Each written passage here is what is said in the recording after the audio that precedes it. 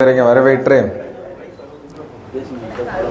இதற்கு முன்னாடி நிகழ்ச்சி ஒருங்கிணைச்சு பேசியிருந்தாங்க. தியாகராஜன் கூட சொல்லியிருந்தார், ஒவ்வொருத்தராக மேடைக்கு கூப்பிடும்போது அவர்களேன்னு அழைச்சார்கள். ஒரு காலகட்டத்தில் அவர்களே அப்படிங்கிறதே கிடையாது. அவங்களுக்கு என்னென்ன ஜாதி பேரோ அந்த ஜாதி பேரை சொல்லி தான் மேடைக்கு அழைப்பாங்க. 1925க்கு பிறகு இந்தியாவில் நிறைய கட்சிகள் ஆரம்பிக்கப்பட்டது. அதில் பொது உடைமை சித்தாந்தம் பேசக்கூடிய கட்சிகளாக கம்யூனிஸ்ட் கட்சியினர் தோழர்களே என்று அழைத்தார்கள். அதன் பிறகு இன்றைக்கி இருக்கக்கூடிய இந்திய யூனியன் முஸ்லீம் லீக் தலைவர்கள் மரியாதை நிமித்தமாக ஜனாப் என்று அழைத்தார்கள். அதன் பிறகு இன்றைக்கி இருக்கக்கூடிய நம்ம ஜி கட்சி, பாரதிய ஜனதா கட்சியை சேர்ந்தவர்கள் ஜி என்று அழைத்தார்கள். அதன் பிறகு ஒவ்வொருத்தவங்க ஒவ்வொரு கட்சியை தொடங்கி ஒவ்வொரு பேர் சொல்லி அழைக்க ஆரம்பித்தாங்க. ஆனால் நீயும் நானும் சேர்ந்து கட்சி ஆரம்பித்தா உன்னை என்னென்னு அழைக்கிறதுக்காண்டி ஒரே ஒரு தலைவன் தான் என் உயிரிலும் மேலான அன்பு உடன்பிறப்பேன்னு ஒருத்தர் அழைத்தார் என்றால் அவர் என் தலைவர் முத்தமிழறிஞர் கலைஞர் மட்டும்தான்.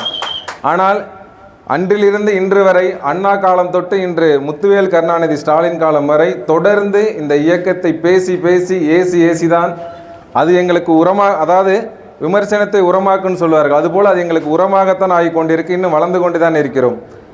அன்றைய காலகட்டத்தில் இப்போ எனக்கு முன்னாடி பேசின அறிவழகன் கூட சொல்லிட்டு போனாங்க, கண்ணொளி திட்டம்னு ஒன்று சொல்லியிருந்தார். முத்தமிழறிஞர் கலைஞர் அவர்களால் நிறைய திட்டங்கள் நிறைவேற்றப்பட்டது. குறிப்பாக சொல்லப்போனால் இந்தியாவிலேயே முதன்முறையாக காவல்துறைக்கு ஆணையம் அமைத்தவர் முத்தமிழறிஞர் கலைஞர் அவர்கள் தான். இந்தியாவிலேயே விவசாயத்திற்கு மின்சாரம் இலவசமாக கொடுத்தவர் முத்தமிழறிஞர் கலைஞர் அவர்கள் தான். அண்ணன் சொல்லியிருந்தார் ரோடோட வசதியெல்லாம் இப்போ நல்லா இருக்குன்னு. அன்னைக்கே முத்தமிழறிஞர் கலைஞர் காலகட்டத்தில் கொண்டு வரப்பட்ட திட்டம் தான் 1500 பேருக்கு மேல் இருக்கக்கூடிய கிராமங்களில் சாலை வசதி.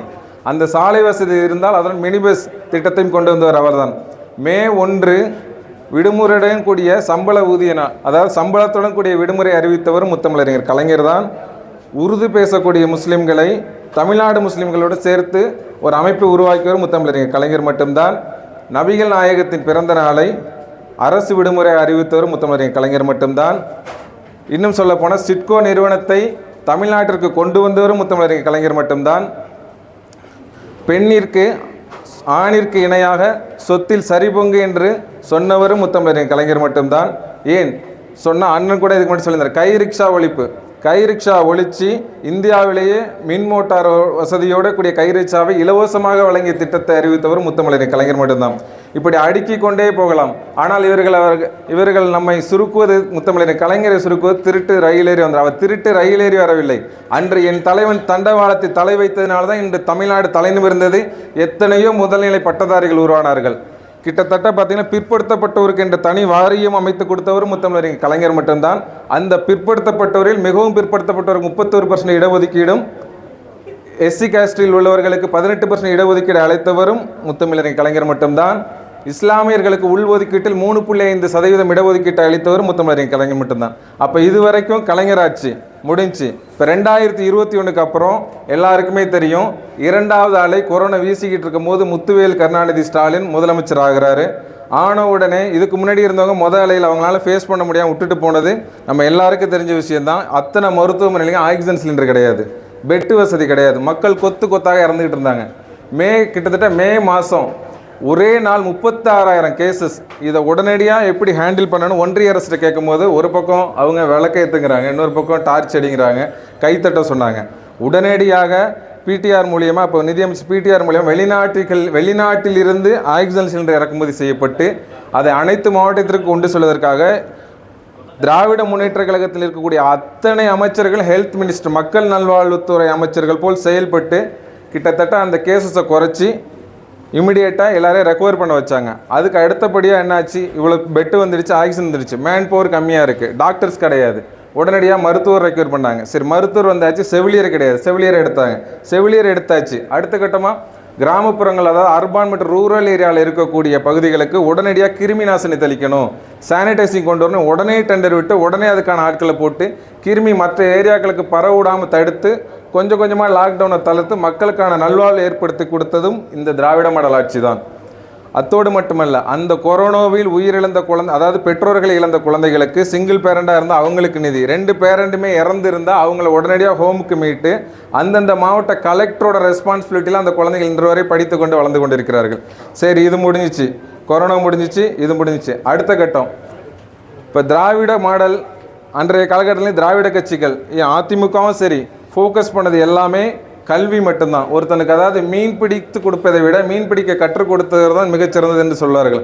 அதுபோல் இந்த கல்விக்கு முன்னுரிமை அளிக்க வேண்டும் என்பதற்காக திராவிட மாடல் ஆட்சியில் தான் புதுமை பெண் திட்டம் கொண்டு வரப்பட்டது. அது என்ன புதுமை பெண் திட்டம் அப்படிங்கிறது நம்மளுக்கு ஒரு கேள்வி இருக்குது. 6ஆம் வகுப்பு முதல் 12ஆம் வகுப்பு வரை தமிழ் வழியில் படித்த மாணவர்கள் எந்த காலேஜுக்கு படிக்க போனாலும் அவங்களுக்கு 1000 ரூபா நிதி கொடுத்தாங்க.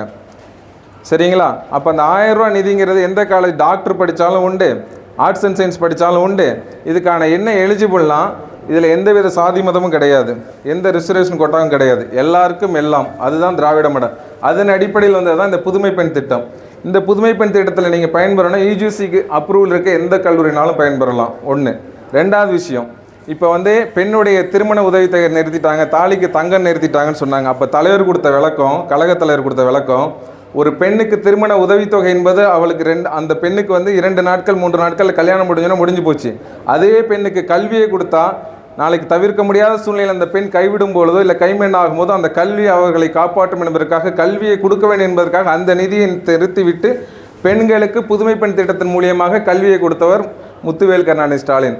சரி, ஆணும் பெண்ணும் சமங்கிறீங்க, இவ்வளோ தூரம் திராவிட மாடலில் பேசுகிறீங்க, அப்போ ஆண்களுக்கு திட்டமே இல்லை என்று கோரிக்கைகள் வைக்கும் பொழுது தமிழ் புதல்வன் திட்டம் அந்த பெண்ணுக்கு என்ன அதில் புதுமை பெண் திட்டத்தில் இருந்துச்சு. அது சரிப்பா, நான் இப்போ கல்லூரி முடித்து வெளியில் வந்துட்டேன், அடுத்த கட்டமாக நான் என்ன பண்ணணும் அப்படிங்கிற பிள்ளைங்களுக்கு நான் முதல்வன் திட்டம். நான் முதல்வன் திட்டங்கிறது மிகப்பெரிய திட்டம். இன்றைக்கி 12 லட்சம் பேருக்கு மேலே டேஷ்போர்டில் ரிஜிஸ்டர் பண்ணியிருக்காங்க. அது என்னங்க நான் முதல்வன் திட்டம்னு கேட்டிங்கன்னா, இன்றைக்கி படிக்கக்கூடிய பிள்ளைகள் தலைவர் அதை ஆரம்பிக்கும் போது சொன்ன ஒரே வார்த்தை தான், தமிழ்நாட்டு மாணவர்கள் உலக நாட்டு மாணவர்களோட ஒப்பிடும் பொழுது தரம் தாழ்ந்து போய்விடக்கூடாது என் மாணவர்கள்னு சொல்லி ஆரம்பிக்கப்பட்ட ஒரே திட்டம் தான் இந்த நான் முதல்வன் திட்டம். நான் முதல்வன் திட்டத்தில் நீங்கள் ஓப்பன் பண்ணி பார்த்தீங்கன்னா உள்ளே போயிட்டு கல்லூரியில் படிக்கும் போதே நீங்கள் ரிஜிஸ்டர் பண்ணிக்கலாம். சரிங்களா? கல்லூரியில் படிக்கும்போது ரிஜிஸ்டர் பண்ணிட்டு உங்களுக்கு ஒரு யூசர் அக்கௌண்ட் கொடுத்துருவாங்க, இமெயில் ஐடி மாதிரி. கொடுத்ததுக்கப்புறம் இன்றைக்கி இருக்க காலகட்டத்தில் நீங்கள் என்னென்ன கோர்ஸ் படிக்கணும், இந்த அட்வான்ஸ் உலகத்தோடு நீங்கள் போட்டி போடணும்னா என்னென்ன தெரிஞ்சுக்கணும், அதில் சில கோர்ஸ் இருக்குது. சரி, அந்த கோர்ஸை படிக்கிறீங்களா, படித்து ஒரு ஃபஸ்ட் ரவுண்ட் இன்டர்வியூக்கு செலக்ட் ஆகிறீங்களா, செலக்ட் ஆகும்போது மாதம் 7500 ரூபாய் தமிழக அரசே கொடுக்குது. சரி, 2ஆம் சுற்று இன்டர்வியூக்கு போகும்போது உங்களுக்கு 25,000 தொகையை 1000 மாணவர்கள் வருஷத்திற்கு செலக்ட் பண்ணி தமிழ்நாடு அரசு கொடுக்குது. இந்த திட்டம் எல்லாமே இன்றைக்கி அமெண்ட்மெண்ட்டில் இருக்கிற திட்டங்கள். அடுத்ததாக நேரடி இன்டர்வியூக்கு தயாராகிட்டிங்கன்னா மாதம் 50,000. இதில் எந்தவித ஜாதி இடஒதுக்கீடும் கிடையாது, மத இடஒதுக்கீடும் கிடையாது. நேரடியாக ஒரு மாணவன் எலிஜிபிள்னா அவனுக்கு தகுதி இருந்தால், அவன் படிச்சிருந்தால் அவனுக்கு நிச்சயம் கொடுக்க வேண்டும் என்பதற்காக உருவாக்கப்பட்டதான் அந்த புதுமை பெண் திட்டம். அண்ணன் சொல்லியிருந்தார், இன்றைக்கி போகிறப்ப ரோடு வசதி எல்லாம் அருமையாக இருக்குன்னு சொல்லிட்டு. திராவிட முன்னேற்ற கழகம் 2021க்கு அப்புறம் ஆட்சியேற்ற பிறகு முத்துவேல் கருணாநிதி ஸ்டாலின் அவர்கள் நெடுஞ்சாலைத்துறையில் போடப்பட்ட ரோடின் தூரம் 12,313 கிலோமீட்டர் வரைக்கும் சாலை அமைச்சு கொடுத்தாங்க. இதில் அர்பான், அதாவது நகர்ப்புறம் மற்றும் கிராமப்புறமாக 2ஆக பிரித்தாங்க. நகர்ப்புறத்திலேருந்து நெடுஞ்சாலையை அணைக்கக்கூடிய சாலைகள் மட்டும் கிட்டத்தட்ட 4000 கிலோமீட்டருக்கு மேலே போடப்பட்டுச்சு. ஊராட்சியில் புதிதாக சாலைகள், அதாவது நான் சொல்லி இது எல்லாமே புதிதான சாலைகள் போடப்பட்டது கிட்டத்தட்ட ஊராட்சியில் பார்த்தீங்கன்னா 6000க்கு மேலே. ஊராட்சியும் நகராட்சியும் இணைத்து அந்த நகராட்சியோட நேஷனல் ஹைவே கொண்டாந்து இணைச்சாங்க. இதெல்லாம் புதிதாக போடப்பட்டது. கிட்டத்தட்ட ஒரு 8000 கிலோமீட்டருக்கு மேலே பேட்ச் ஒர்க் சொல்லுவோம் இல்லையா, ரோடு எக்ஸ்டென்ஷன், இதெல்லாம் பேட்ச் ஒர்க்கில் போடப்பட்ட சாலைகள். சரி, இது முடிஞ்சிச்சு. அடுத்ததாக நம்ம மேனிஃபெஸ்டோ தேர்தல் அறிக்கையில் கொடுத்துருந்தோம், மகளிர் உரிமை தொகை எல்லாருக்கும் போய் சேரணும். பல விமர்சனங்களுக்கு உள்ளாக்கப்பட்ட திட்டங்களில் அதுவும் ஒன்று. அந்த மகளிர் உரிமை தொகை இப்போ வரைக்கும் பயன்பட்டுக்கிட்டு இருக்கோம். கிட்டத்தட்ட 1,18,00,000 பேர். அதோட டேட்டா பேஸ் எதுலேருந்து எடுத்தாங்க இம்மிடியேட்டாக வரும்பொழுதுனா, ரேஷன் கார்டு இந்த என்பிஎன் கார்டு பிஎன் கார்டுன்னு ஒரு டேட்டா பேஸ் இருந்துச்சு. அந்த டேட்டா பேஸும் சரியாக அப்டேட் ஆகலை. ஆனால் ஆட்சிக்கு வந்த உடனே கொடுக்கணும் அப்படிங்கிறதுக்காக கொடுத்தாங்க. சரி, இது முடிஞ்சுது. இப்போ இடையில விடப்பட்ட திட்டங்கள், மக்கள் மனு கொடுத்தா 2021க்கு முன்னாடி ஒரு மனு கொடுக்குறீங்கன்னா அந்த மனுவுக்கான டெட்லைன் கிடையாது. உங்கள் மனு இத்தனை நாளுக்குள்ளே அதை படித்து பார்த்துட்டு அதுக்கான ரிப்ளை அப்படி எதுவுமே கிடையாது. 30 நாள், இன்றைக்கி 30 டேஸ். நீங்கள் கொடுத்த மனுக்கு உடனே ஓடிபி வரும், அவரோட அக்னாலஜ்மெண்ட் வரும். நீங்கள் 30 நாளில் உங்கள் மனு ஏற்றுக்கொள்ளப்பட்டுச்சா நிராகரிக்கப்பட்டால் அதுக்கான காரணத்தோடு உங்களுக்கு கூப்பிட்டு கலெக்டர் ஆஃபீஸ்லேருந்து கூப்பிட்டு சொல்லுவாங்க.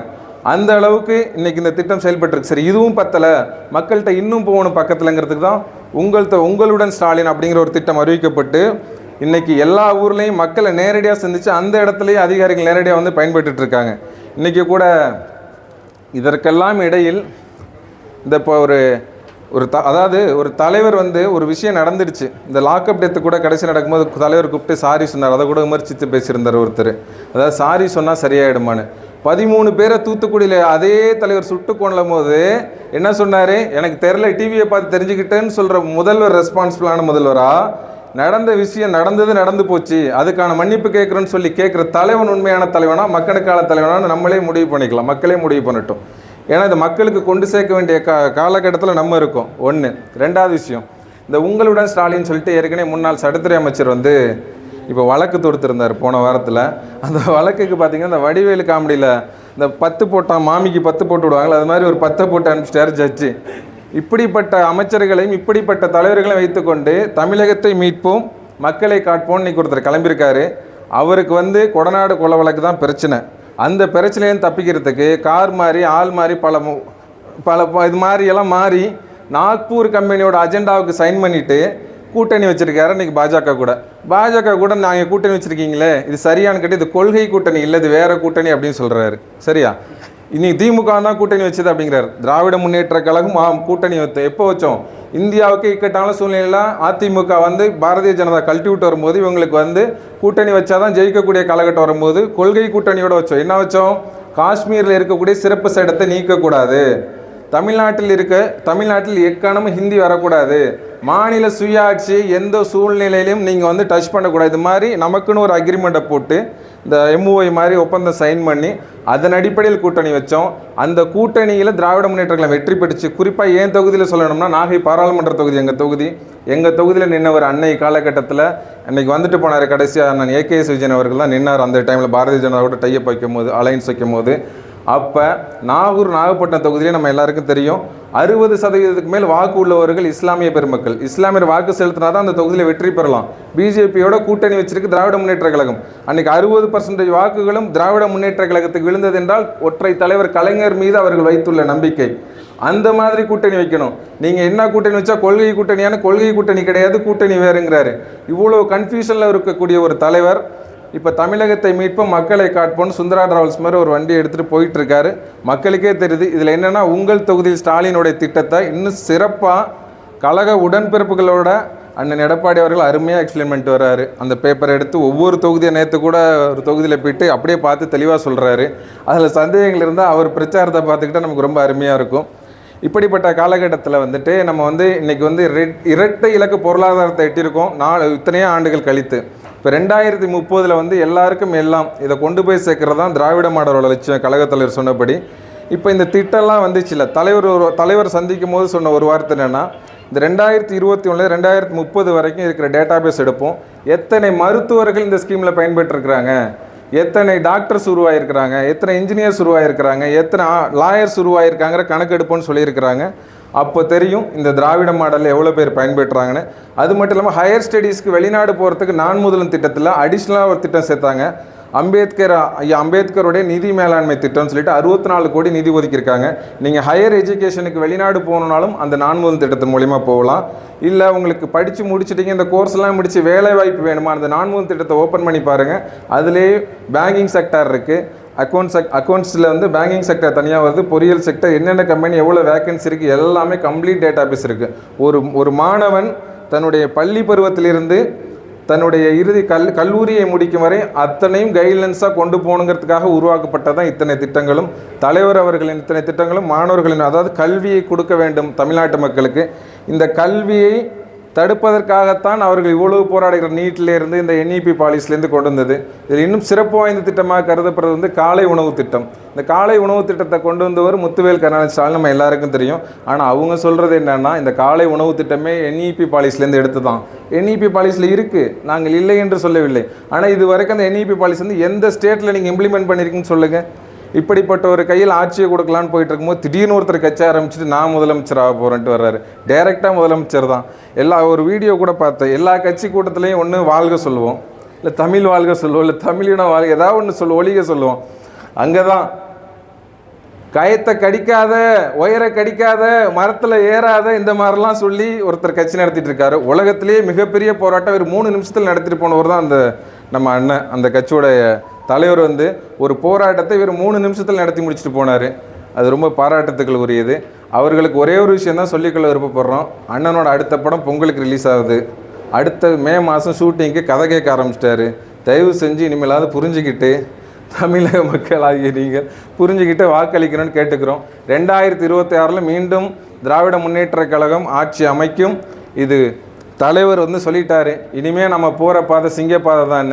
ஸோ இனி நம்ம பாதை என்றுமே வெற்றியோடு இருக்கும். நம் கூட்டணி கட்சிகள் ஆதரவோடு மக்களுடன் ஸ்டாலின், உங்களுடன் ஸ்டாலின், மக்களுடன் ஸ்டாலின் என்று கூறி வாய்ப்புக்கு நன்றி கூறி விடைபெறுகிறேன். தமிழ் வெல்லும், தமிழ் வெல்லும், தமிழ் வெல்லும்.